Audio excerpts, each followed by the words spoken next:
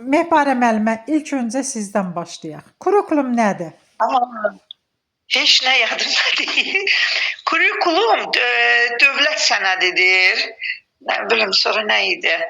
Kurikulum təhsilin deyir təşkili. İnansız ya dəftər kitabı yoxdur yanımda. Nəsə onun təşkili necə idi Allah Kim tərif. kömək eləyə bilər? Səma müəllim, Rəna müəllimə, Rəvanə müəllimə kömək eləyin. Kurikulum təhsilin məzmunu, təşkili, qiymətləndirilməsi ilə bağlı bütün məsələləri özündə əks etdirən konseptual sənəddir. Yəni kurikulum şagirdlərə nə öyrədiləcəyi, şagirdlərin nə öyrənəcəyi, təlim-tərbiyə prosesinin necə həyata keçiriləcəyini, şagirdin nailiyyətinin necə qiymətləndirilməsi ilə bağlı bütün məsələləri özündə əks etdirən sənəddir. Kurikulum ictimai sənəddir. Təhsil nədir? Kim deyər? Kim deyərsə əl qaldırsın, cavablandırım. Təhsil ölkənin davamlı inkişafını, iqtisadi artımını təmin edən əsas faktorlardandır. Təhsil proqramına yeni yanaşma yüksək keyfiyyətli təhsil nəticələrinə çatmaq üçün keçirilən islahatların mərkəzində dayanır. Təhsilin məqsədi insanı yaşadığı həyata hazırlamaq, onda tənqidi, yaradıcı düşüncəni, eyni zamanda milli ümumbəşəri dəyərləri formalaşdırmaqdır. Bir insan 11 il orta məktəbdə təhsil aldığı zaman həyat üçün lazım olan minimum biliş bacarıqlar əldə edir, bacarıqlara yiyələnir. Biz kurikulumda müəllimlər maksimum biliş bacarıqlara yiyələnmə, yəni maksimum fikri demirik, minimum. Minimum deyirdik də, hə. Bax bu gün dünya ölkələrinin qarşısında duran əsas məsələlərindən biri dünyada çox sürətlə gedən dəyişikliklərin baş verir ki, bu dəyişikliklər fonunda kurikulum lazım dəyişikliklər edilməsi tələb olunur. Dünya tarixinin müxtəlif mərhələlərində insanlar ciddi dəyişikliklərlə üz-üzə gəlir, araşdırmalar aparılır və uğurlu nəticələr əldə edir. Bütün bunların fonunda kurikulumun tərtib və ona dəyişikliklər edənlər təhsil ictimaiyyəti aşağıdakı fundamental suallar axtarmışlar və o suallara cavab tapmağa çalışmışdılar. Hansı biliş bacarıq dəyərlər kurikulumda öz əksini tapır? Bu biliş bacarıq dəyərlər, konsepsiyalar gənclərdə lazımi həyati bacarıqlar formalaşdırırmı? Öyrənmə prosesi şagirdlər üçün necə uyğun və maraqlı edə bilərik ki, daha yaxşı öyrənsinlər? Öyrətmələrin daha məhsuldar, effektiv olmasını necə edə bilərik? Bax, bu suallar qarşıya çıxır.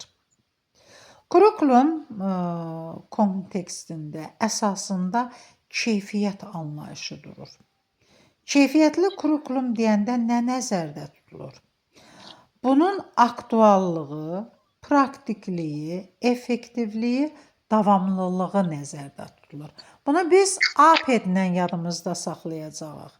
Aktuallığı, praktikliyi, effektivliyi, davamlılığı.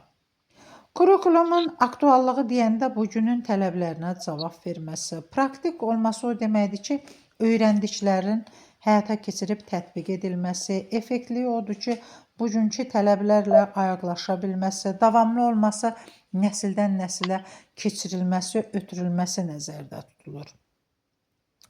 UNESCO-nun da keyfiyyətli kurikulumu üçün meyarları vardı. Kurikulumun aydın məqsədlərinin olması. Yəni, məqsəd nədir? Bu məqsədlər aydın olmalıdır. Kurikulumun bugünün tələblərinə cavab verməsi. Bugünün tələbi nədir? 15 il bundan qabaq şagirdlərə öyrətdiyimiz üsulla indiki şagirdləri öyrədə bilmirik. 20 il, 30 il bundan qabaq şagirdlərlə davrandığımız kimi, yanaşdığımız kimi bugünkü şagirdlərə yanaşa bilmirik. Ona görə deyirik ki, bugünün tələblərinə cavab verməlidir. Kurikulumun şagirdlərin bugünkü gələcək həyatları, təcrübələri, arzu və istəklərinə uyğunluğu. Şagirdlərin bugünkü arzusu, istəyi nədir? Gələcək arzu istəkləri nədir? Ona uyğun olmalıdır kurikulum. Kurikulumun yaşadıkları ölkənin tarixini, mədəniyyətini nəzərə almaqla sosial-iqtisadi baxımdan şagirdlər üçün firavan gələcək qura bilmək məqsədlərinin olması. Bəli, şagirdlər, kurikulumlar elə olmalıdır, elə keçilməlidir ki, şagirdlər özlərinin bugününü, gələcəyini planlaşdırarkən bunu məqsəd kimi qarşıya qoyub həyata keçirmək bacarıqlarını formalaşdırmalıdır. Kurikulum ədalətli olmalı, inklüziv olmalıdır.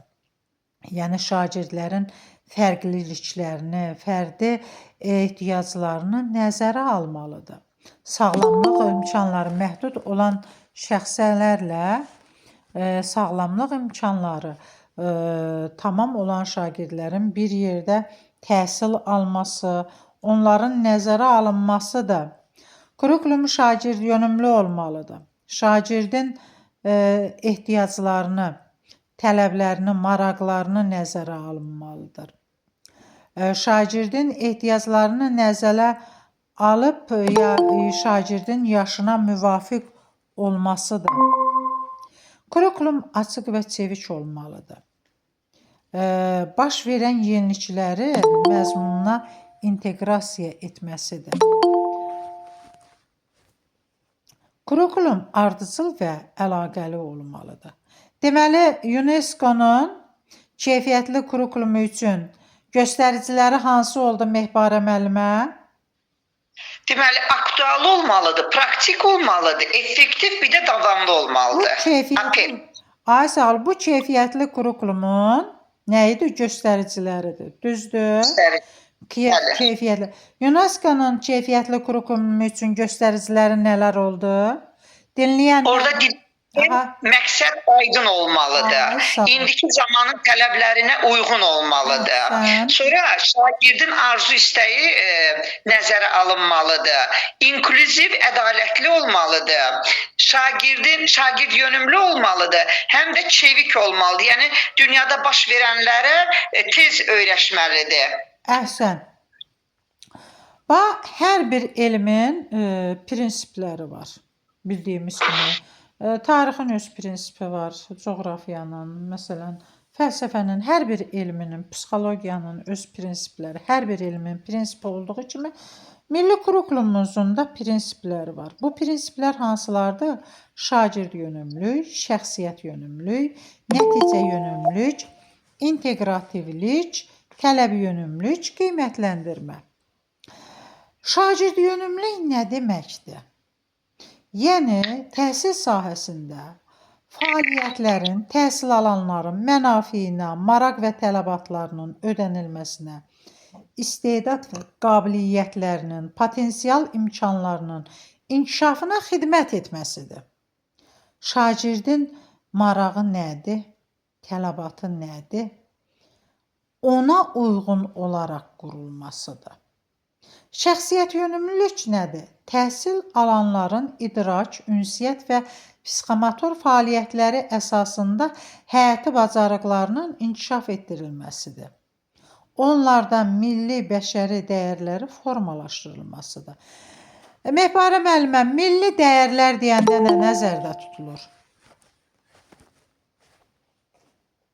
Kim deyər? Milli dəyərlər deyəndə nə nəzərdə tutulur? Dövlət atributlarına hörmətlə yanaşmaq deyilmi müəllimə?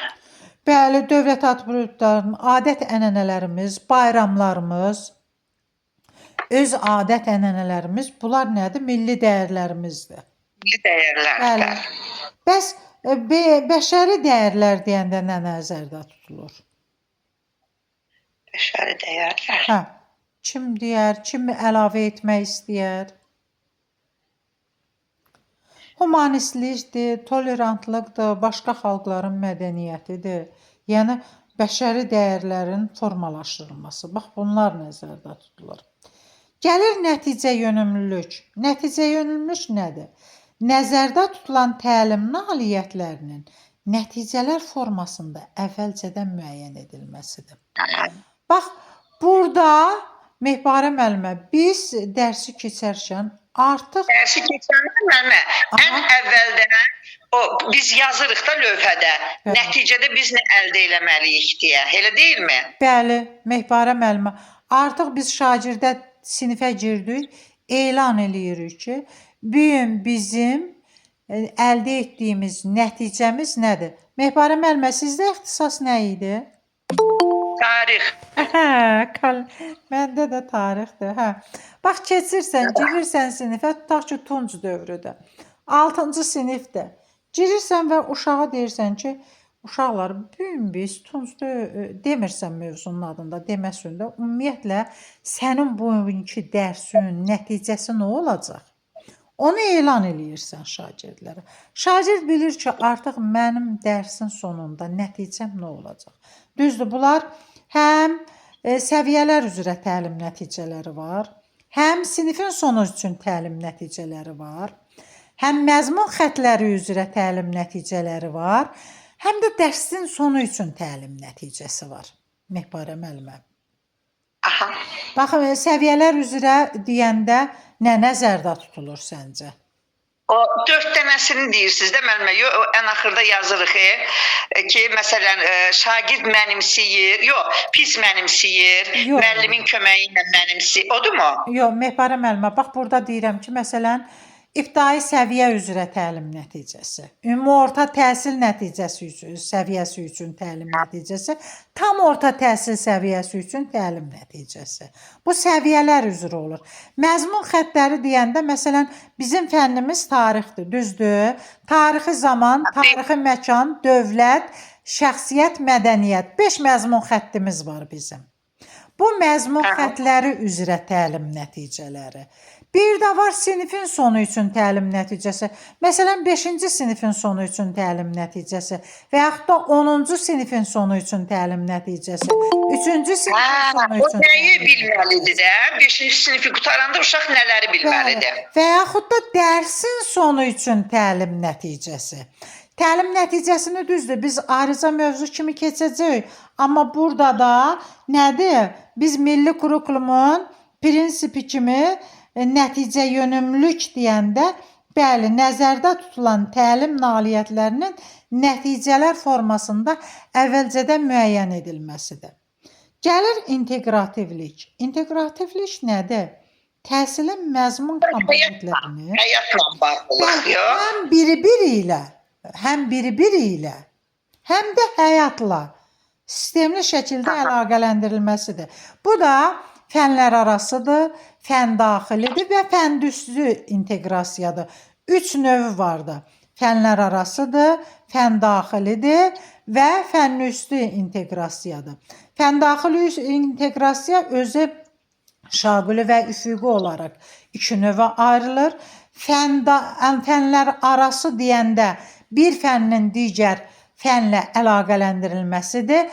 Fənnüstü deyəndə isə artıq burada şagird öyrəndiklərini həyata tətbiq eləyə bilir. Bunu bacarır. Öyrəndiklərini tətbiq eləyə bilirsə, həyatda, real həyatda artıq bu fənnüstü inteqrasiyadır, daha üstün inteqrasiyadır. Gəlir tələb yönümlülük. Tələb yönümlülük nədir? Fərdin, cəmiyyətin, dövlətin dəyişən ehtiyac və tələbatlarının nəzərə alınması. Fərdin tələbi nədir? Cəmiyyətin tələbi nədir? Dövlətin tələbi nədir? Ehtiyacı nədir? Onun nəzərə alınmasıdır. Bunun nəzərə alınmasıdır. Bu prinsip, burada bunu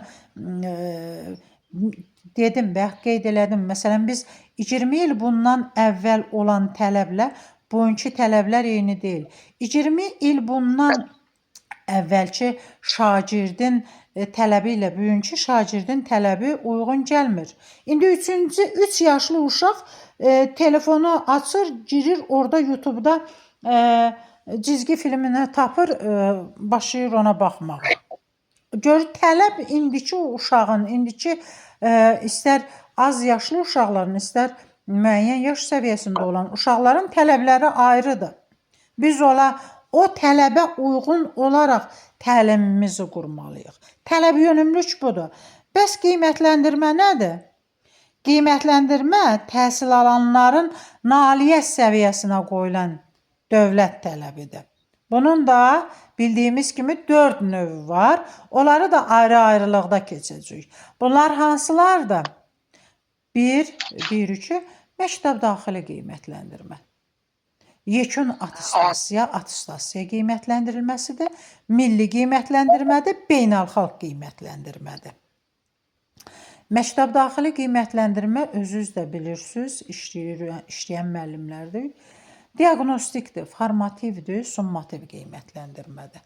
Yekun attestasiya bildiyimiz kimi bu attestasiyalar ümumi təhsil, yəni icbari hesab elədiyi səviyyədir ki, ümumi təhsildir. 9 illiyi bitirdi şagird, attestasiya imtahanını verir, dövlət sənəti olan attestasiya alır. Sonra tam orta təhsil səviyyəsini bitirib, imtahan keçirirlər, attestasiya olunur və burada da nə alır?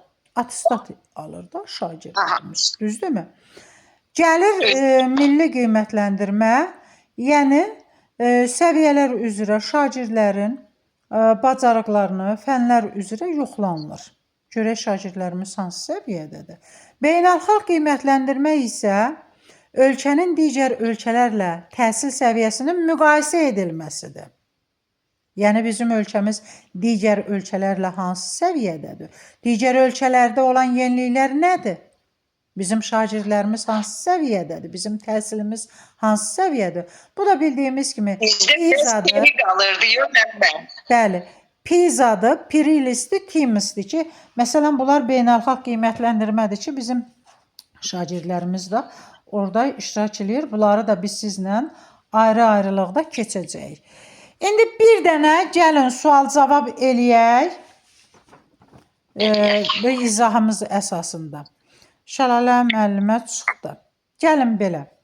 Kurikulum nədir? Kim cavab verər? Əl qaldırsın, zəhmət olmasa. Məhbarə müəllimə sən decinən. Yadımda qalmadı. Kurikulum təhsilin təşkili.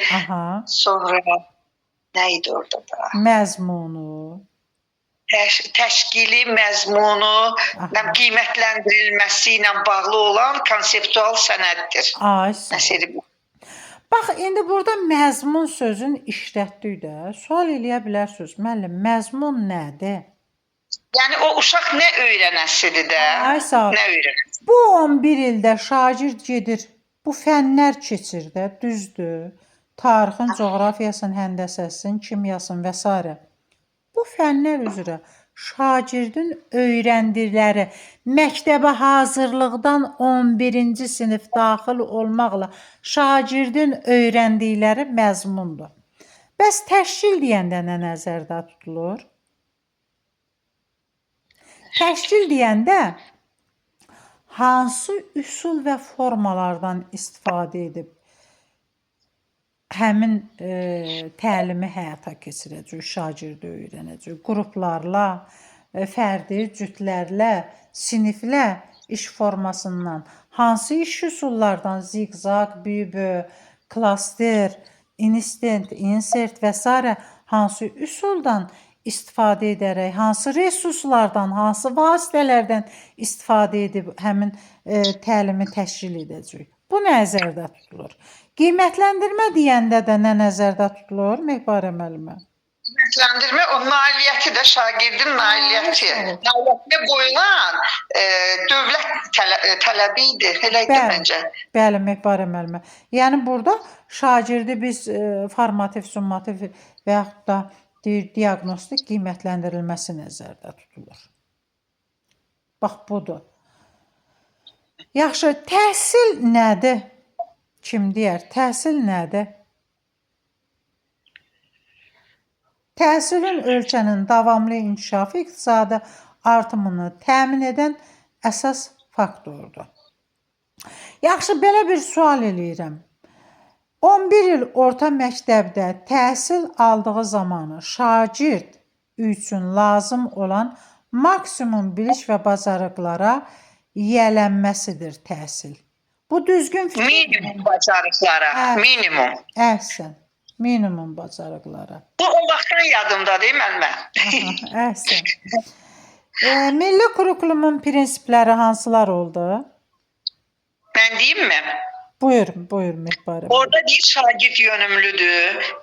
Yəni şagirdin maraq və istəkləri nəzərə alınmalıdır. Əhsən. Sonra şəxsiyyət yönümlüdür. Orada da o şagirdin idraki, psixoloji, o həyati bacarıqlarının öyrənməsidir. Sonra nəticə yönümlüdür. Yəni nəticə nə olmalıdır da.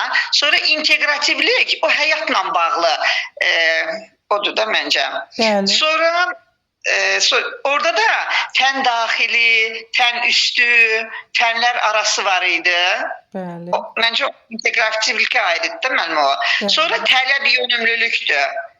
O yəni cəmiyyətin tələbi də qoyduğu tələbdir. Sonra qiymətləndirmə var idi. Bu qiymətləndirmə də şagirdin biliyinə qoyulan nailiyyətdir. Bəli, nailiyyət səviyyəsinə qoyulan dövlət tələbidir. Əhsən, gül kimi bilirsən Mehbarə müəllimə, yadında qalıb. Siz deyib indi yadımda qalır müəllimə. Biraz yadıma düşür. Demirəm, keçən il heç oxumamışam. İndi gəlir burada dedik ki, təhsilə aid sənədlər. Bax, təhsilə aid sənədlər nələrdir? Təhsil qanunu, ümumi təhsil haqqında Azərbaycan Respublikasının qanunları vardır. Və biz bunu kurikulumdan da müəyyən hissəsini keçiririk. Təhsil hüququ 2009 idi yox, birincisi. Bəli, təhsil hüququ Azərbaycan Respublika Konstitusiyasında onun 42-ci maddəsində göstərilir.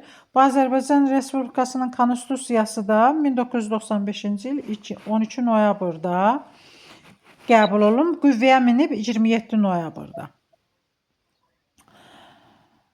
Və bu təhsil hüququ 5 hissədən ibarətdir. Hansılardır? Hər bir vətəndaşın təhsil almaq hüququ vardır. Bəli, hər bir vətəndaş cinsindən, irqindən, milliyyətindən, mənsubiyyətindən asılı olmayaraq hər bir vətəndaş təhsil almaq hüququ var. Dövlət pulsuz icbari ümumi təhsil almaq hüququnu təmin eləyir. Bax, biz dedik ki, icbari ümumi təhsil. Ümumi təhsil icbaridir. Yəni icbari məcburidir. İcbar sözü ərəb sözüdür, mənası məcburi deməkdir. Yəni ümumi təhsil 1-dən 9-cu sinifə qədər təhsil məcburidir. Dövlət bunun icbari ümumi təhsil almaq hüququnu təmin eləyir. Üçüncü nədir? Təhsil sisteminə dövlət tərəfindən nəzarət edilir. Bəli, təhsilimizə dövlət nəzarət eləyir. Dövlətin ciddi nəzarəti var təhsilimizə. Dördüncü nədir? Maddi vəziyyətindən asılı olmayaraq istedadlı şagirdlərin təhsilini davam etdirməsinə dövlət zəmanət verir.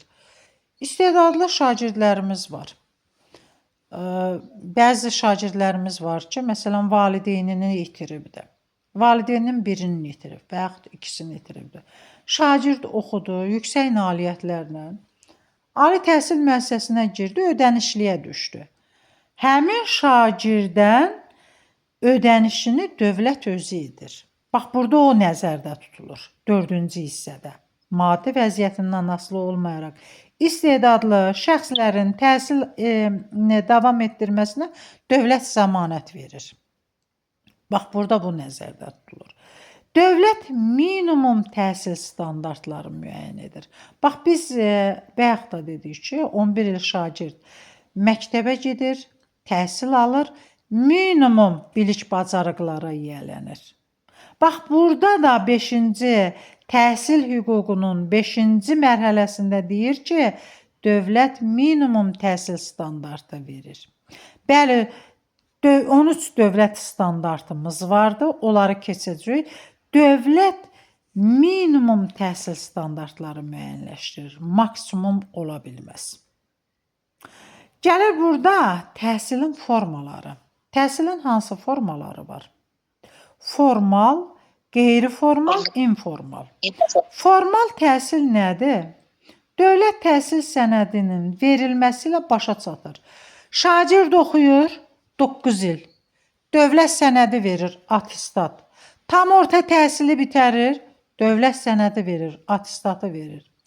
Peşə təhsilini bitirir. İlkin peşə ilə texniki peşəsinə sertifikat verir. Yüksək texniki peşə təhsildə diplom verir. Orta ixtisas təhsilini bitirir. Təhsil alan nə alır sonda? Diplom alır. Ali təhsilin səviyyələrini bitirir. Bakalavriatdır, magistraturadır, doktoranturadır. Hər birində nə alır? Dövlət sənəti olan diplom alır. Burada da nə göstərilir? Formal təhsil dövlət təhsil sənədinin verilməsi ilə başa çatan təhsil formasıdır. Və qeyri-formal təhsil. Nədir qeyri-formal təhsil? Təhsil müxtəlif kurslarda alır. Dərnəklərə gedir. Fərdi məşğələlərə gedir şagirdlərimiz. Düzdür? Fərdi məsələn kompüter kursuna gedir, müəyyən kurslara gedir. Amma orada dövlət sənədi verilmir. Sertifikat verilə bilər, amma diplom verilmir. İnformal təhsil nədir? Özünü təhsil yolu ilə biliklərə yiyələnmə formasıdır. İnformal təhsil. Şagird müstəqil surətdə özünü təhsil yolu ilə biliklərə yiyələnir, təhsil əldə edir. Gəlir təhsil alma formaları. Təhsilin formaları dedik nələr oldu? Nəzakət müəllim. Rəvanə müəllim. Təhsilin formaları nələr oldu? Müəllim informaldır, formaldır. Aha. Bir də sərbəst təhsildə. Qeyri. Qeyri. Sərbəst təhsil təhsil alma formasıdır. Amma təhsilin formaları deyəndə 3 dənədir. Bax 3 dənə ilə yadınızda saxlayın. Formaldır, qeyri-formaldır. Aha. Bir də nə idi? kimdir? İnformal. Hansında dedik dövlət sənədi verilir? Nəzakət müəllim. Rəna müəllim. Formalda müəllimə. Bəli. Formalda hansında axırda attestat, sənəd verilir. Bəli, attestat, diplom verilir. Düzdür? Burada Qeyri-formalda verilmir. Qeyri-formalda verilmir. Bəli. Hansında idi dedik ki, özünü təhsil yolu ilə biliklərə yiyələnməsidir. İnformalda. Ay sağ ol, informalda. Hansında dedik ki, müxtəlif kurslarda, dərnəklərdə, fən məşğələlərinə gedib bilik alınır. Qeyri-formaldır, düzdür. Gəlir, bax, təhsil alma. Mən bu təhsili necə alıram? Bax, təhsili alma formaları. Təhsil alma formaları. Əyanidir, qiyabidir, sərbəstdir. Bir də evdə təhsil nə idi? İndi gəlin deyək. Əyani təhsil, qiyabi təhsil, distant məsafədən təhsil, sərbəst eksternat təhsil, fərdi təhsil, evdə təhsil, stasionar təhsil. Bax 7 dənədir, bir də deyirəm. Əyani təhsil alma, qiyabi təhsil alma, distant, sərbəst, evdə, fərdi, bir də stasionar. Əyani nədir? Həftənin 5 günü və yaxud da 6 günü müntəzəm surətdə, müntəzəm saatlarda gedib təhsil alırsan. Qiyabi nədir? İlin müxtəlif vaxtlarında, müxtəlif günlər ərzində, məsələn, birinci yarım ilin, məsələn, sonu, ikinci yarım ilin sonunda qiyabi şəkildə gedib təhsil alma formasıdır. Distant məsafədən təhsildir. Bizdə distant təhsil yoxdur. Koronavirus dövründə 2020-ci ildə müvəqqəti müəyyən bir dövrdə oldu. O da nədir? Yəni bizdən asılı olmayaraq epidemiya gəldi, belə bir şey oldu. Gəldi sərbəst eksternat təhsil. 2 yolu var. Bir, müxtəlif səbəblərdən ümumi təhsildən kənarda qalan şəxslərdir. Tutaq ki, həmin şəxslər, tutaq ki, valideyndir, uzaq ölkəyə gedibdir, şagirdi də götürüb aparıbdır. İndi şagird vətənə qayıdıbdır. Attestat lazımdır, işə girsin, işləsin. Məsələn, burada necədir? Bu şəxs attestatı almaq üçün buraxılış imtahanlarını verməlidir. Azərbaycan dilidir, riyaziyyatdır. Bir də müəssisənin xarici dili nədirsə ondan. İngilisdir, fransızdır, almandır, ərəbdir, rusdur və yaxud da farsdır, hansı dildir. Ondan imtahan verməlidir. Bununla yanaşı aralıq imtahanlarını verir əvvəlcə. Aralıq imtahanları da nə deyəcəksiniz, nədir? Yəni o hansı ki, obri fənlərdən verilməyib, BSG, KSG keçirilən fənlərimiz vardır. Hansı onlardan da aralıq imtahanı verir. Eyni zamanda buraxılış imtahanı o üçün fəndən də imtahanı verir. Bax, bu nədir? O müxtəlif səbəblərdən ümumi təhsildə kənarda qalan şəxslər üçün təhsil almaqdır.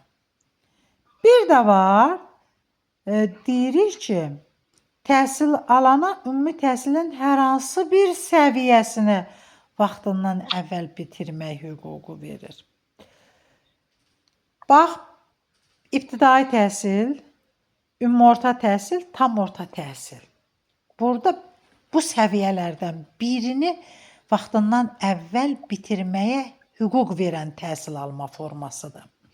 Necədir? Bu 3-dən 4-ə atlamadır. 8-dən 9-a, 10-dan 11-ə. Şagird bunun ancaq birini edə bilər.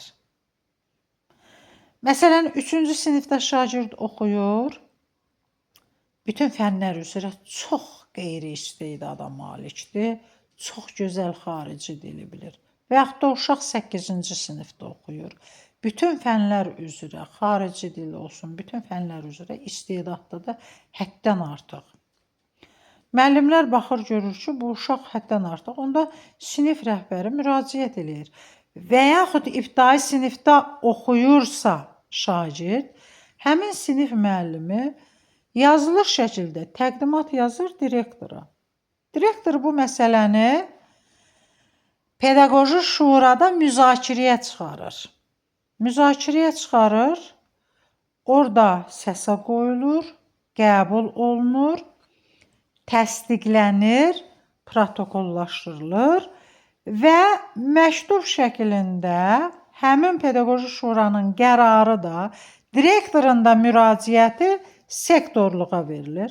Sektor baxır, bunu nəzərdən keçirir, sonra müraciət edir Təhsil Nazirliyinə. Təhsil Naziri də bu müraciəti nəzərdən keçirərək qərar verir ki, bu uşaq yoxlanılsın. Bunun üçün komissiya yaradılır.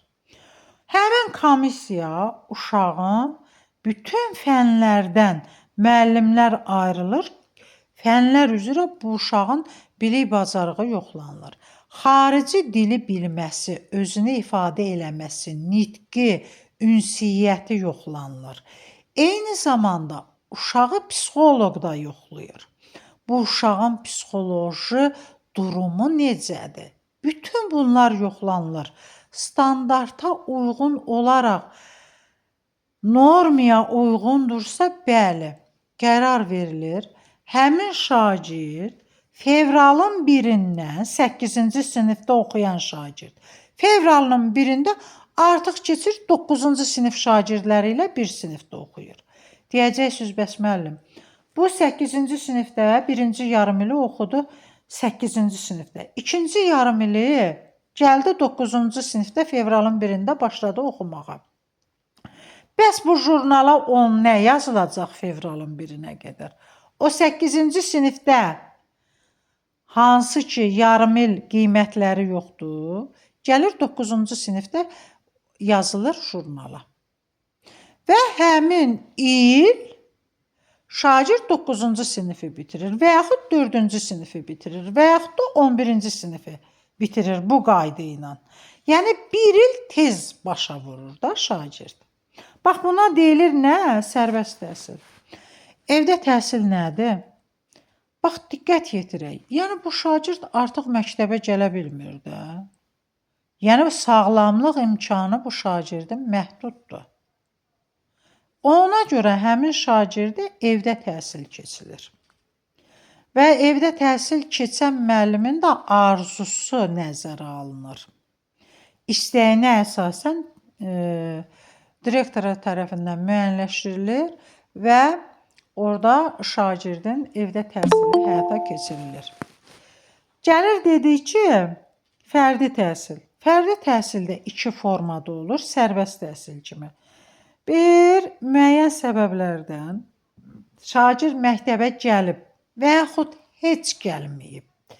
İbtidai təhsili ola bilər bitirib, qalan sinifləri oxumayıb. Və yaxud da 8-ə qədər tutaq ki, oxuyub. Sonra valideynləri bunu götürüb aparıb. Deməli, ya burada şagird ümumiyyətlə məktəbə gəlməyib. Və yaxud ibtidai sinifi bitirib, sonra çıxıb gedib. Və yaxud da tutaq ki, 7-ni və yaxud 5-i qutarıb, 6-nı qutarıb, sonra valideynləri götürüb bunu aparıb bir xarici ölkəyə gedib də. Burada həmin şagird indi vətənə qayıdıbdır. Təhsil almaq istəyir də. Əgər şagirdin 15 yaşa qədər yaşı varsa, ta 11-12, bu şagird ibtidai sinifə götürülə bilər. 25 yaşa qədər ümumi orta təhsilə götürə bilir. Artıq yuxarı olsa deyəcəksiniz nə olacaq? Artıq orada olacaq sərbəst təhsil, eksternat. Anlaşıldı? İndi burada necədir? Deməli, fərdi təhsil üçün jurnal açılır. Həmin şagirdlə fərdi qaydada təhsil həyata keçirilir. Gəlir ikincisi nədir? Biz dedik fərdi təhsildə ki, bu bir formasıdır. İkinci forması necədir? Deməli, burada şagird tutaq ki, ingilis dilindən çox istedadlıdır və yaxud da çox gözəl rəsm çəkir, musiqi qabiliyyəti çox yüksəkdir və yaxud da riyaziyyatı çox gözəl bilir. Həmin şagird üçün fərdi təhsil. Fərdi təhsil məsələn humanitar, texniki, təbiət fənləri üzrə olur da. Tutaq ki, burada fərdi təhsildə məsələn şagird qrup ola bilər. Məsələn 3 nəfərdən. 3 nəfərdən artıq ola bilməz. Və burada da dedik ki, bu istedadlı şagirdlər üçün əlavə deməli burada müəllimlər həmin şagirdlərlə məşğul olurlar. Bu oldu fərdi təhsil. Gəldi stasionar təhsil. Nədir stasionar təhsil? Şagird məktəbə gəlir, xəstələnib. Ola bilər, məsələn, uşaqlar 5 nəfər birdən xəstələnsin. Məsələn, yolxocu xəstəlikdir, düşübdür, keçibdir bir-birinə. Uşaq xəstələndi, məsələn, kütləvi bir 5 nəfər sinifdən. Lap ola bilər 10 nəfər xəstələnsin birdən. Xəstəxanada yatsın. Və yaxud da bir uşaq cərrahiyyə əməliyyatı olunubdur. Tutaq ki, böyrəyindən, ürəyindən. Xəstələnib xəstəxanadadır. Müalicə alır. Həmin şagird üçün təhsil alma formasıdır da təşkil olunur. Bizdə keçirilir məktəblərdə. Sözün düzü, mən öz məktəbimizdə görməmişəm, amma ola bilər ki, başqa məktəblərdə olsun. Amma belə bir şey var. Rusiyada uşaq bir həftə məktəbə gəlmirsə, orada hamısı onlar keçirilir. Bəli, İndi Rusiyada. Azərbaycanda keçirilir yoxsa yox? Rəvanə müəllimə, Azərbaycanda da bu var, adı var. Yəni ola bilər elə məktəblərdə olsun, amma bizim məktəbdə yoxdur da. Yəni belə bir şeyə mən rast gəlməmişəm ki. Mən Rusiyada eşitmişdim, bəli, amma adım bilmirdim da mənasını. İndi siz deyirsiniz, dedim hə, yəqin elə odur da. Bizdə yəni yox. Yəni Rusiyada həmişə tətbiq olunur. Şagird məsələn xəstələndi, xəstəlik məsələn xəstələnib dərsə gələ bilmədi, grip tutubdu. Ağır gripdir, gələ bilmirsə, müəllim gedir gündə o şagirdə evdə dərsləyir, gəlir. Yaxşı, burada dedik ki, məsələn, uşaq 21 gündən artıq xəstəxanada yatarsa, müəllim təyin olunur. İndi deyəcəksiniz ki, yaxşı tutaq ki, uşaq Qazaxlıdır, gedib Bakıda cərrahiyyə əməliyyatı olunub. Qazaxdan müəllim gedəcək ora? Əlbəttə ki, xeyr. Burada Yox. həmin xəstəxanaya yaxın məktəbdən müəllim təyin olunur. Özdə o birdən-birə gəlib elə xəstəxanaya girib dərs deyə bilməz. Burada baş həkimdən icazə alınır. Baş həkim cədvəl müəyyənləşdirir. Təhsil Nazirliyi qərarı verdi. Orada direktora, məktəbin direktoru müəllimi təyin elədi. Müəllim baş həkimdən icazə alındı. Dərs cədvəli müəyyənləşdirildi. Müəllim orada öz qeydiyyat jurnalını açır. Gedib orada dərs deyir. Tutaq ki 20 gün, 15 gün və yaxud 1 ay dərs deyirsə, həmin şagirdə və yaxud şagirdlərə qeydiyyatını aparır, sağaldı, buraxıldı, həmin qeydiyyatı bitirdi. Həmin qeydiyyat da gətirilib məktəbdə şagirdin sinif jurnalında qeyd olunur. Buna da deyilir stasionar. Həm də burada bir məsələ var. Əgər şagirdə xüsusi təhsil proqramı ilə müəllim dərs deyəcəksə, onun əmək haqqına 50% əlavə əmək haqqı veriləcək. Əgər ümumi təhsil proqramı ilə dərs keçəcəksə, 15% əlavə maaşına əlavə olunacaq. Bu da belə. Bu oldu təhsil alma formaları. Təhsil alma formaları hansılar oldu? Əyani, qiyabi, distant, sərbəst, evdə, fərdi və stasionar təhsil. Təhsilin pillələri və səviyyələri. Təhsilin pillələri hansılardır? 5 təhsil Məktəbə pilləsi. qədər. Bəli, 5 dənədir. De, Mehbarə müəllimə, buyur. Birincisi məktəbə qədərdir, sonra ibtidaidir, sonra ümumi orta, sonra orta, peşə, bir də ali. Elə deyilmi? Mehbarə müəllimə qarışdırdım. İndi bax diqqətlə qulaq asın. Hə. Məktəbə qədərdir, ümumi təhsildir, peşə təhsildir, orta ixtisas təhsili, ali təhsil. Bunlar pillədir. Bir də deyirəm. Məktəbə qədər, ümumi təhsil, peşə təhsili, orta ixtisas təhsili, ali təhsil. Bunlar pillədir. Pilləni bir bina kimi nəzərdə tutun. Səviyyə pillənin içərisindədir. Elə bil pillə binanın mərtəbələridir. Səviyyə isə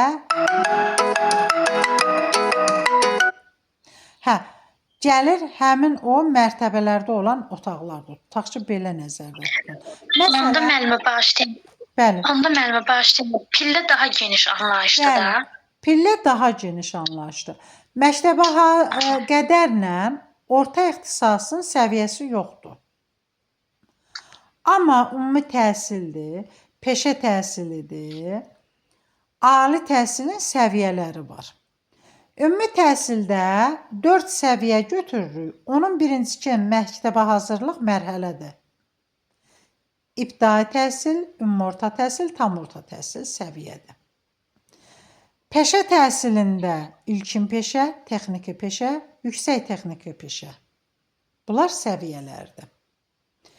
Gəlir ali təhsilində 3 səviyyəsi vardır. Bakalavriat, magistratura, doktorantura. Orada dedik ki, adjunktura hərbi təhsildədir. O doktoranturaya bərabər tutulur. Tibbi təhsildə rezidenturadır. Bu magistraturaya bərabər tutulan təhsil səviyyəsidir.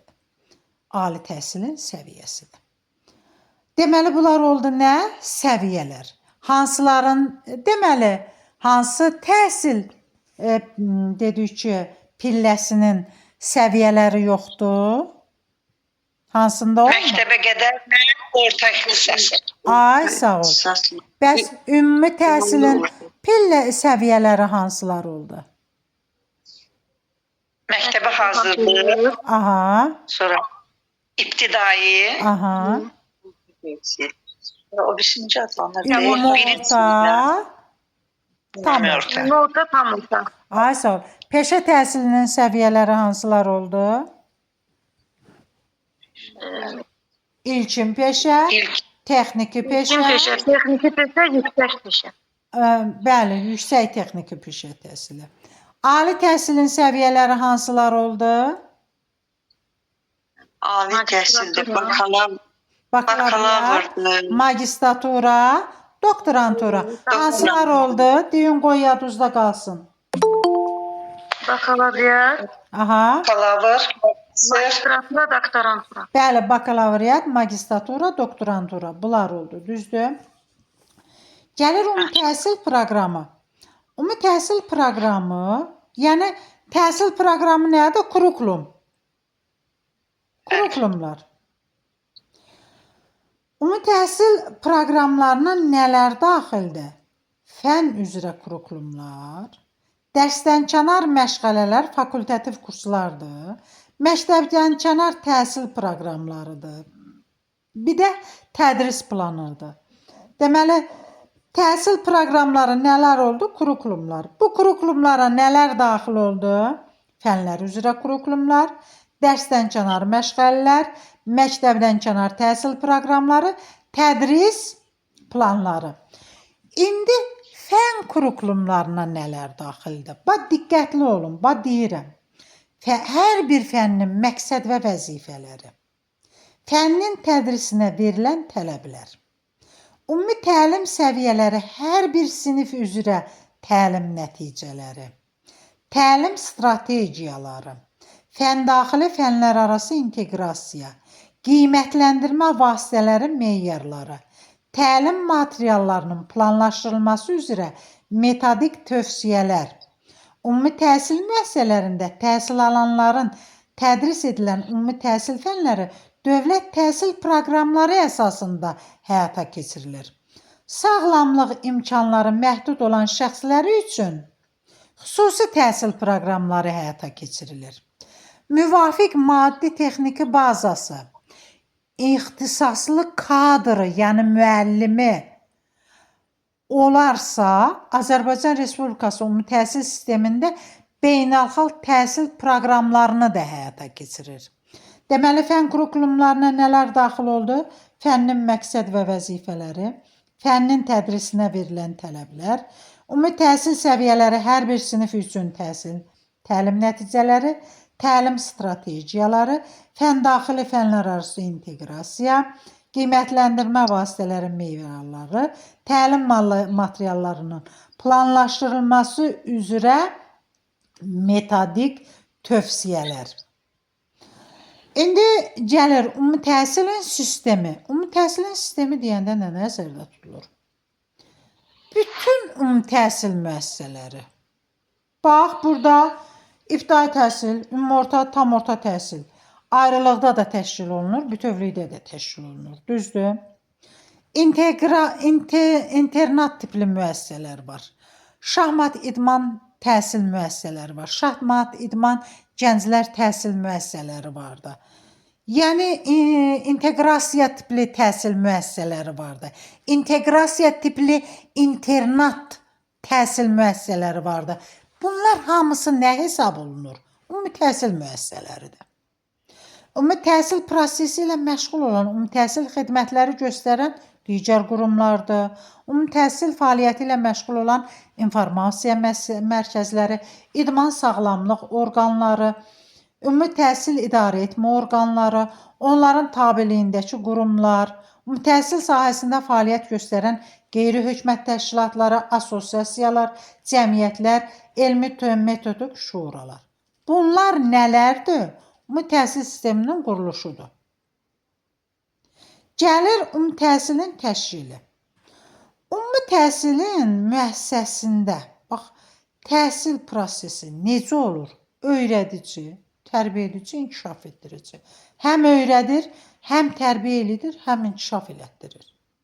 Ümumi təhsil fərdin, cəmiyyətin, dövlətin maraqlarına uyğun olaraq təhsil alanların fənlər vasitəsilə müvafiq elmin sahəsi üzrə zəruri biliş bacarıqlar verir. Azərbaycan xalqının dəyərlərini öyrədir. Ümumbəşəri dəyərlər əsasında tərbiyə olunur. Sağlam həyat tərzi, ailə, cəmiyyət, dövlət, ətraf mühit qarşısında hüquq vəzifəsini dərk edən şəxsiyyət yetişdirir. müstəqil surətdə əlavə biliklər, şəxsiyyət formalaşdıran, həyati bacarıqlar əldə etməsini, intellektual, fiziki inkişafını, cəmiyyətə inteqrasiyasını, sosiallaşma, rəqabət qabiliyyətli olmasını, peşə seçimini, əmək fəaliyyətinə hazırlığını, növbəti pillədə təhsil almaq imkanını təmin edir. Ümumi təhsil pilləsi məktəbə hazırlıq mərhələsi ibtidai, ümumi-orta, tam orta təhsil səviyyələrindən ibarətdir. Burada məktəbə hazırlıq 5 yaşındandır. İbtidai təhsil 6 yaşından başlayır. Valideynlərin və digər qanuni nümayəndələrin müraciəti ilə hər təqvim ilinin sonunadək 6 yaşı tamam olan uşaqlar da ümumi təhsil müəssisəsinə qəbul edilirlər.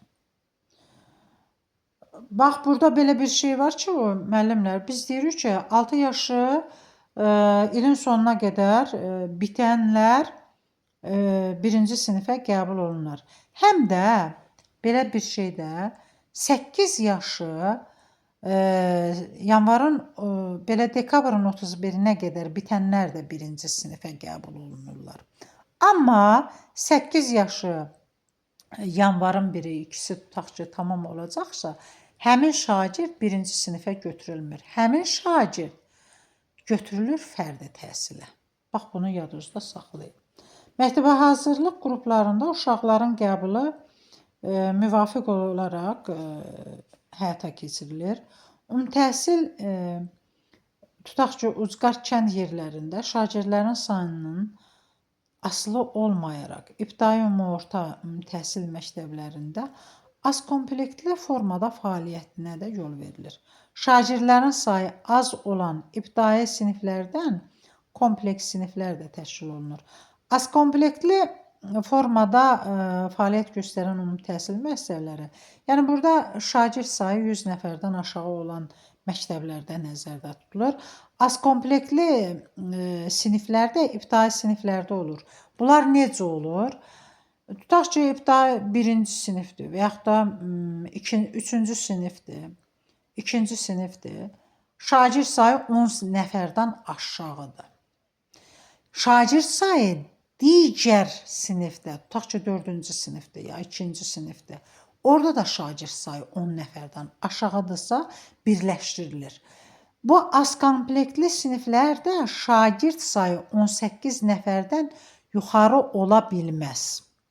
Artıq yuxarı olarsa o az komplektli edə bilməzsən. Burada ya 1 ilə 3-cü sinif, ya 2 ilə 4 və yaxud 1 ilə 2, 3 ilə 4 və yaxud da 1, 2, 3, 4-cü siniflərin hamısı şagird sayı azdır, az komplektli formalaşdırıla bilər. İndi deyəcəksiniz ki, müəllim, 4-cü sinifdə tutaq ki, 1 şagird var. Tutaq ki, 3-cü sinifdə də tutaq ki, 9 şagird var. Burada az komplekt sinif təşkil olundu. Yaxşı, bu 4-cü sinif şagirdi bir şagird bitirdi də 4-cü sinifə az komplektli siniflə bir yerdə. Bəs 5-ci sinifdə nə edəcək? O bir şagirdlə 5-ci sinif təşkil olunacaq. Yəni bu əvvəlki qayda bu cür göstərilir. Biz deyirik ki, ibtidai sinifdə şagirdlərin proqramı daha yaxşı mənimsəməsi, təlim nailiyyətini yaxşılaşdırmaq, onların dünya görüşlərini daha da formalaşdırmaq üçün idraki, kommunikativ bacarıqlarını inkişaf etdirmək məqsədi ilə günü uzadılmış qruplar təşkil edilir. Bax, bu günü uzadılmış qruplar, müəllimlər, ibtidai siniflərdə olur. Bu, ya dərsdən əvvəl olur və yaxud dərsdən sonra olur. Yəni, burada tutaq ki, şagird səhər növbəsində oxuyursa, günü uzadılmış axşamçağı növbəsində təşkil olunur. Ümumi təhsilin səviyyəsi üzrə müddəti bir səviyyədən digər səviyyədə keçid qaydası, yəni bu müvafiq icra hakimiyyəti orqanı tərəfindən müəyyən edilir. Yəni bu Təhsil Nazirliyidir, Nazirlər Kabineti bunlar nəzərdə tutulur. Burada ümumi təhsil müəssisələrində, peşə və orta təhsili müəssisələrində, bir də ali təhsil müəssisələrin tabeliyində yaradılan məktəblərdə həyata keçirilir. Bax, müəllimlər, bu necədir? Yəni 9-cu sinifi şagird bitirdi, məktəbi oxudu, peşə təhsilinə və yaxud da orta ixtisas təhsil müəssisəsinə daxil olur. Bəs yaxşı, oraya daxil oldu, 10-11-ci sinifi oxumur, oxuyur. Həmin o peşə təhsili müəssisəsində 10-11-ci sinifdə dərs aldığı fənləri orada da keçir. Və eyni zamanda başqa fənləri də keçir. Yəni o eyni zamanda peşə təhsilini almaqla zamanı tam orta təhsili də orada bitirir. Ya peşə təhsilinə girsin, istər orta ixtisas təhsili müəssisəsinə girsin.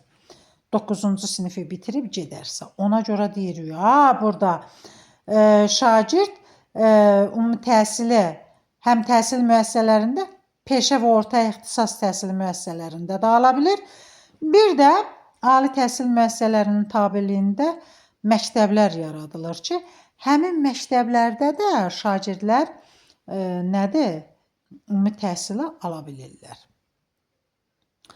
Ümumi təhsil sistemində təhsil alanların idman, yaradıcılıq qabiliyyətlərini inkişaf etdirmək məqsədi ilə məktəbdən kənar təhsil proqramları da tətbiq olunur. Məktəbdən kənar təhsil, məktəbdən kənar yaradıcılıq və inkişaf mərkəzləri, ekologiya və turizm mərkəzləri, uşaq gənclər idman şahmat məktəbləri, uşaq gənclər idman məktəbləri, uşaq gənclər şahmat məktəbləri ümumi təhsil müəssisələrində həyata keçirilir.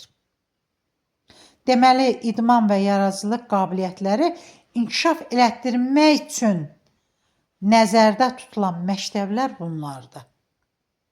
Ümumi təhsilin ibtidai təhsil, ümumorta təhsil, tam orta təhsil proqramları əsasında, yəni kurikulumları əsasında həyata keçirilir.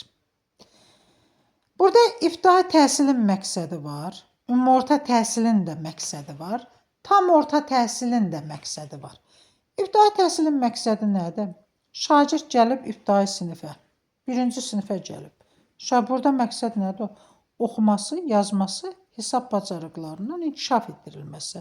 Vətənpərvərlik, Azərbaycan xalqının dəyərləri, dövlət rəmzləri şagirdə öyrədilir. Bayrağımız, himnimiz, gerbimiz öyrədilir. Onlara hörmət hissi öyrədilir. Sadə əmək vərdişləri öyrədilir. Ümumorta təhsilin məqsədi nədir? Təhsil alanlarda nitq, yazı, ünsiyyət mədəniyyətini formalaşdırmaq, sağlam həyat tərzini formalaşdırmaq, onların dövlətçiliyə, Azərbaycan xalqının dəyərlərinə, ümumbəşəri dəyərlərə sədaqət ruhunda tərbiyə etməkdir. Peşə seçimi, əmək fəaliyyətinə hazırlığını təmin etməkdir. Tam orta təhsilin məqsədi nədir? Burada təhsil alanların istedad və qabiliyyətini reallaşdırılması, müstəqil həyata hazırlaması, müasir informasiya mənbələrindən sərbəst səmərəli istifadə etməsi, iqtisadi dünya görüşə yiyələnməsi, xarici dillərdən birində yaxud bir neçəsində ünsiyyət saxlamasının təmin olmasıdır. Mülkiyyət növündən və tabeliyindən asılı olmayaraq bütün ümumi təhsil müəssisələrində təlim-tərbiyə prosesi dövlət təhsil standartlarına uyğun hazırlanır. Beynəlxalq səviyyədə akkreditasiya olunan müvafiq təhsil proqramları əsasında da həyata keçirilir. Beynəlxalq səviyyədə müəllim akkreditasiya olunmuş təhsil proqramları ilə həyata keçirilərsə, tam orta təhsildə həyata keçirilən bu proqramlar ödənişli olur. Biz deyirik ki, ümumi təhsil pulsuzdur. Amma tam orta təhsildə akkreditasiya olunmuş beynəlxalq təhsil proqramları ilə təhsil həyata keçirilirsə, bu özəldir ki, hansı ki burada pulludur. Pullu həyata keçirilir. Bax, bunu da yadınızda saxlayın. Ümumi təhsilin tam orta təhsil səviyyəsində təhsil təmayüllər üzrə təşkil olunur. Təmayülləşmə 3 istiqamətdə aparılır, müəllimlər. Humanitardır, texnikidir, təbiətdir.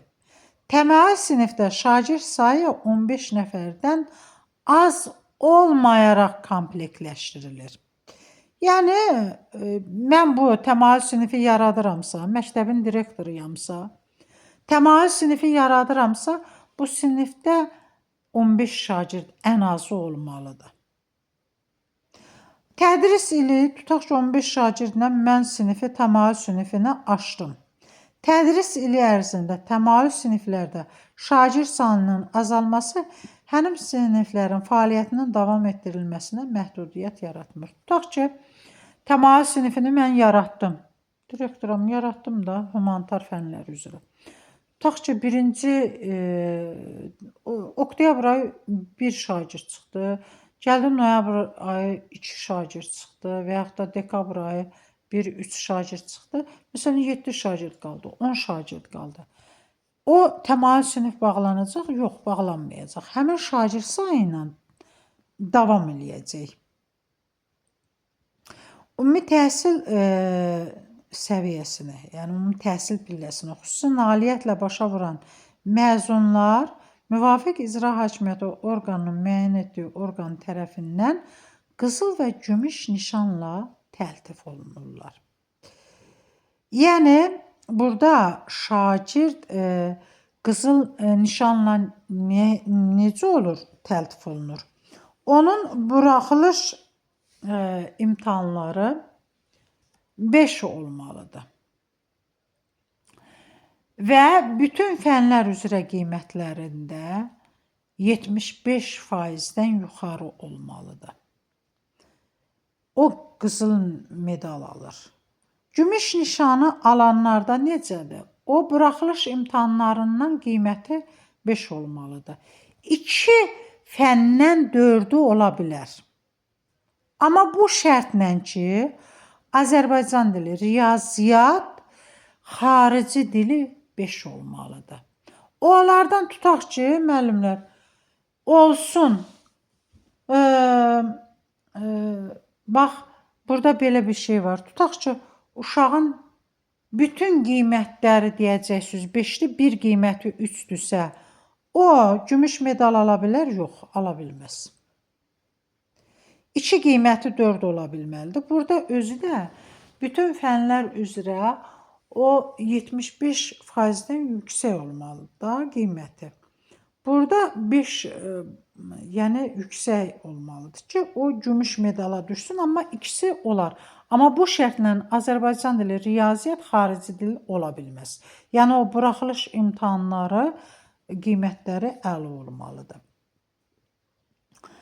Gəlir deyir ki, xüsusi proqram əsasında təhsil verən təhsil müəssisələri istisna olmaqla ümumi təhsil müəssisələrində yerləşdiyi ərazidə yaşayan təhsil alanlar həmin təhsil müəssisəsinə ilk növbədə qəbul olunurlar. Təhsil müəssisəsi açılıb, tutaq ki, Qaradağ rayonudur. Açılıbdırsa, o ərazidə yaşayan şagirdlər birinci növbədə ora qəbul olunur. Yer qalarsa, otağın həcmi, şagird məsələn sayı uyğun gələrsə, o sinifə tutaq ki, kənardan şagird gələrsə, qəbul oluna bilər. Yox, şagird sayı 30 nəfərdən, biz deyir ki, şagird sayı 30 nəfərdən yuxarı olanda paralel sinif açılır. Və burada eyni zamanda deyirik ki, həm də sinifin fiziki quruluşu da imkan verməlidir ki, partada olmalıdır, otura bilməlidir bu uşaq həmin sinifə qəbul olunmaq üçün. Və deyir, ilk növbədə həmin müəssisəyə yaxın yerdə yerləşən şagirdlər qəbul olunur. Uzaqdan gələnlər bu şərtlə qəbul oluna bilər. Əgər bu şərt ödənilmirsə, onda qəbul oluna bilməz. Xüsusi təhsil proqramı əsasında təhsil verən müəssisələr amma istisnadır. Orada artıq bu şərt məsəl üçün necədir? Məsələn, uzaqdan gələn də həmin təhsil müəssisəsinə qəbul olunur. İndi deyəcəksiniz ki, bəs orada, əlbəttə ki, sinifin orada da məsələn müəyyən normaları var da. Ümumi təhsil müəssisələrinə uşaqların qəbulu, şagirdlərin sinifdən sinifə keçirilməsi və yer dəyişməsi qaydaları müvafiq icra hakimiyyəti orqanı tərəfindən həyata keçirilir.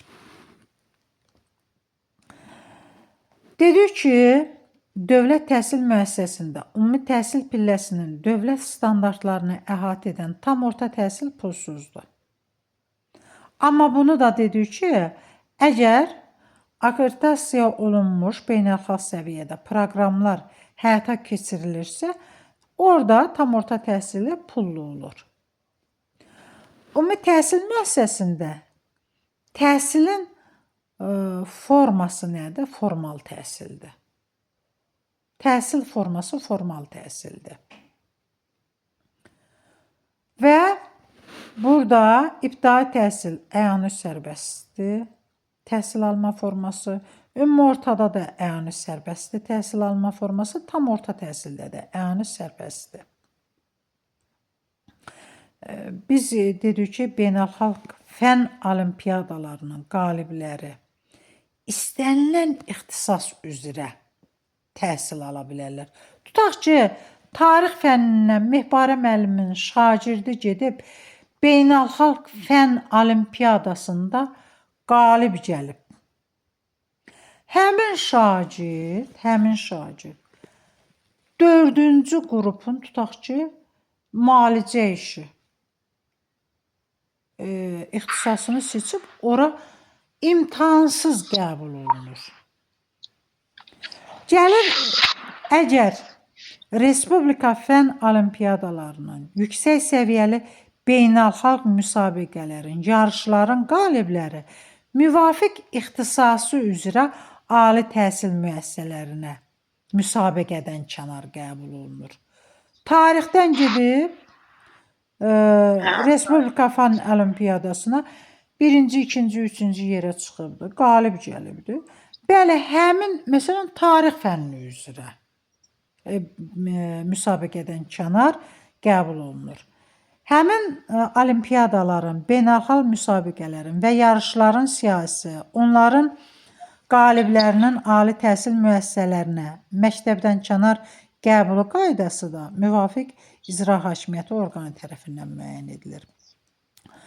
Beynəlxalq səviyyədə akkreditasiya olunan təhsil proqramı üzrə ümumi təhsil almış abituriyent müvafiq icra hakimiyyəti orqanının müəyyən etdiyi orqan tərəfindən müəyyən edilmiş şərtlərin yerinə yetirilməklə təhsil aldıqları dildə tədris olunan ixtisaslar üzrə ali təhsil müəssisəsinə müsabiqədən kənar qəbul olunur.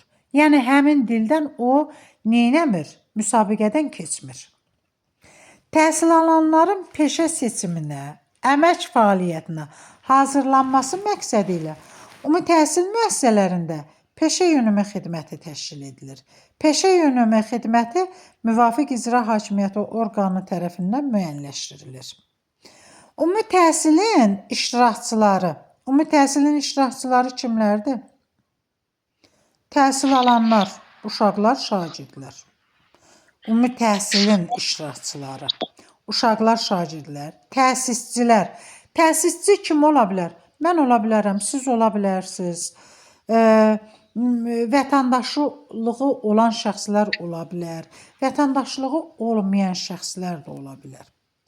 Təhsil verənlər, müəllimlər, məsləhətçilər, tərbiyəçilər, lokopedlər, praktik psixoloqlar, sosial pedaqoqlar, uşaq birliyi rəhbərləri, metodistlərdir və s.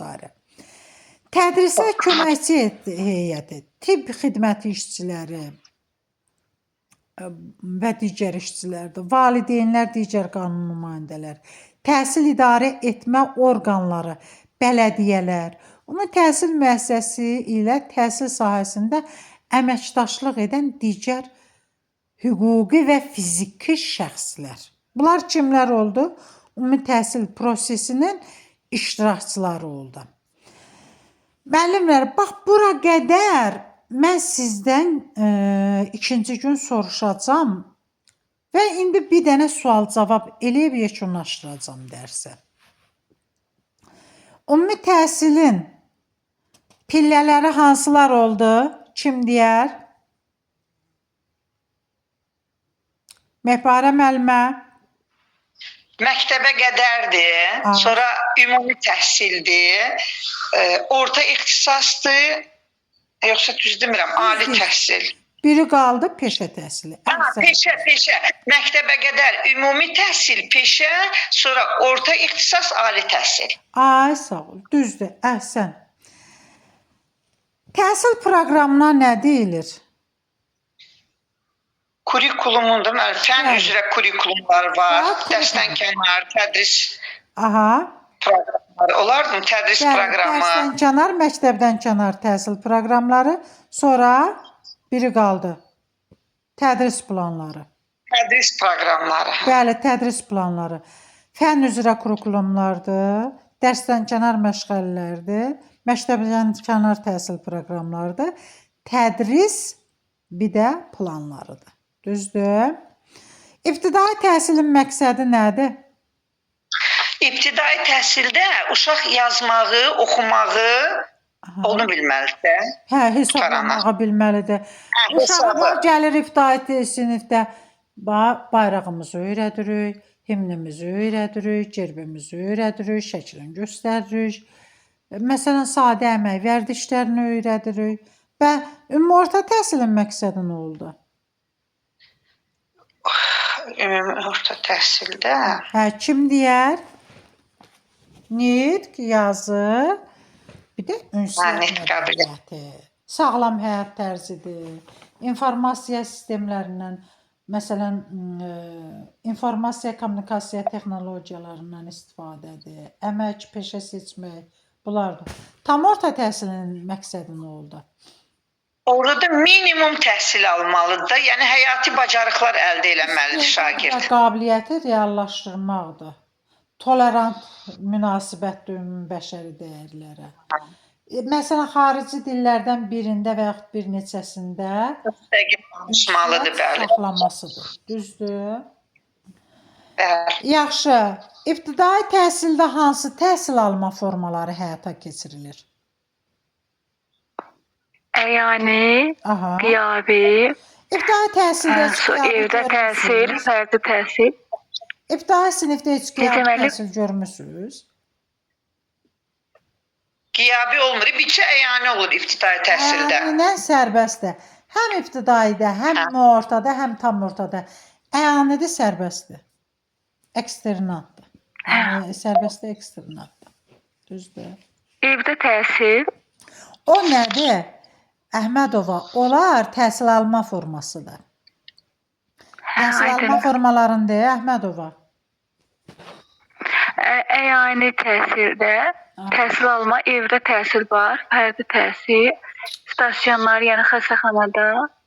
Bəli, əyani qiyabi. Bunları bil. Distant. Distantdır, evdə təhsil, fərdi təhsil, stasionar təhsildir. Düzdür. Ümumi təhsil prosesinin iştirakçıları kimlər oldu? Müəllimlərdir, şagirdlərdir, kitabxanaçılardır, laborantlardır. Sonra Uşaq birliyidir.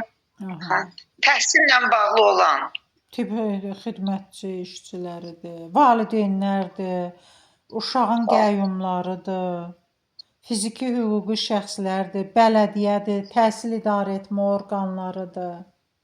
Bunlar nədir? Təhsil prosesinin iştirakçılarıdır.